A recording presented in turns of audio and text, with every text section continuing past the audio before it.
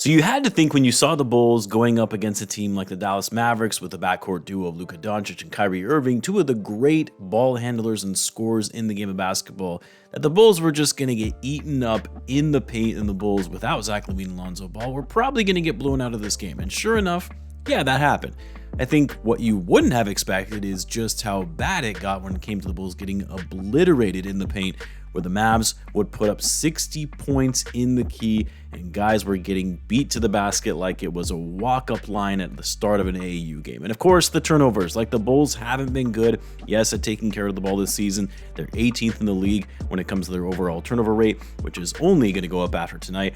But the Dallas Mavericks, while they're a better defensive team than they were last year, they're still not known for a team that forces a ton of turnovers. And it's because they actually didn't. The Bulls had a lot of unforced turnovers on silly plays. And guess what? The Mavericks took advantage of all those 22 Bulls turnovers, scoring 28 points off said turnovers. A team like the Mavericks, they're going to make you pay if you're just careless with the basketball. They are simply too good for that. And then, of course, also, like I mentioned earlier on in the season, this is going to be one of those years where the Bulls live and die by the three. They're probably going to surprise us with some wins, as they did in the early going when they get hot from three and they're setting new franchise records for threes made and threes taken.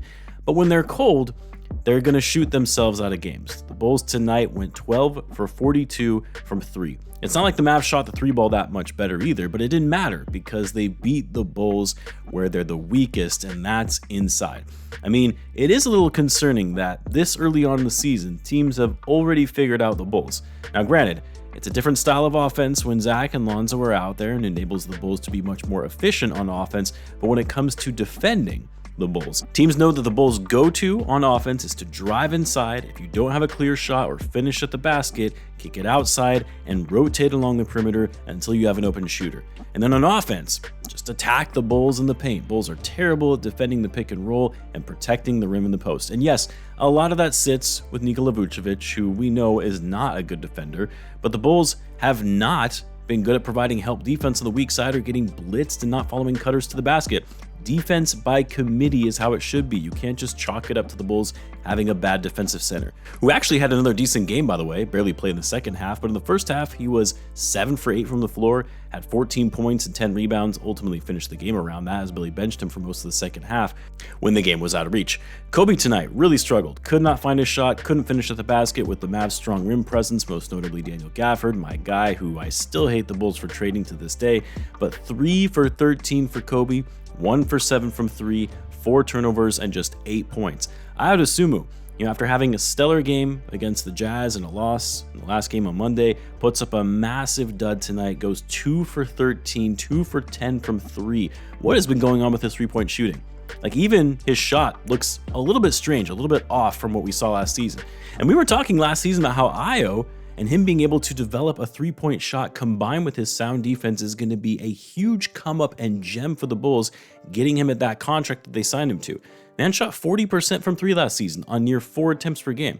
He's shooting below 20 so far this year. Hopefully it's just a slump to start the year because the Bulls are absolutely going to need his offense this season, especially with Zach Lavine being out of the lineup as he has been out the last couple of games. Which, by the way, we did get word from Casey Johnson that Zach is progressing well and could very well be back for the game tomorrow against the Timberwolves. So that's good news at least. Still no timetable for a return from Lonzo Ball. Of course, the Bulls are going to be taking everything very cautious, very easy with Zoe when it comes to any kind of injury that he has.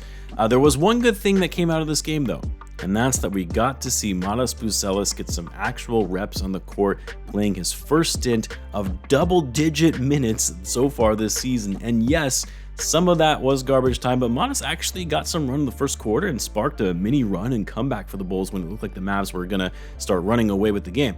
Manas was aggressive, played with more confidence with his ball handling and shooting, played 23 minutes and finished with 13 points, 9 rebounds, 2 steals, and a block, and shot 4 for 9, 3 for 4 from 3.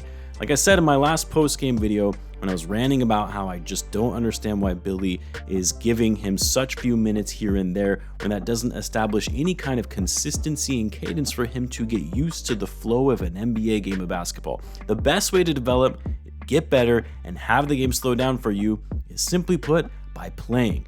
And that was the most comfortable that Modest has looked out there. Not saying he was perfect, he is a rookie after all, but we need to see him play more, have him make mistakes, learn from those mistakes, and continue to refine his game.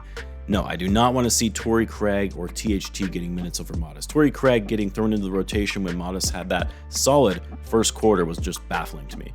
Anyway, not much else to say about this game. Bulls get crushed, to be expected though, and it's not going to get any easier when they're going to be taking on the Timberwolves tomorrow night. The Bulls did sweep the Wolves last season though, which was a shock, so we'll see. And hell, it's my birthday tomorrow. Can the Bulls at least get a win for my birthday? Anyway, guys, of course, as always, be sure to subscribe, and I will see you in the next one.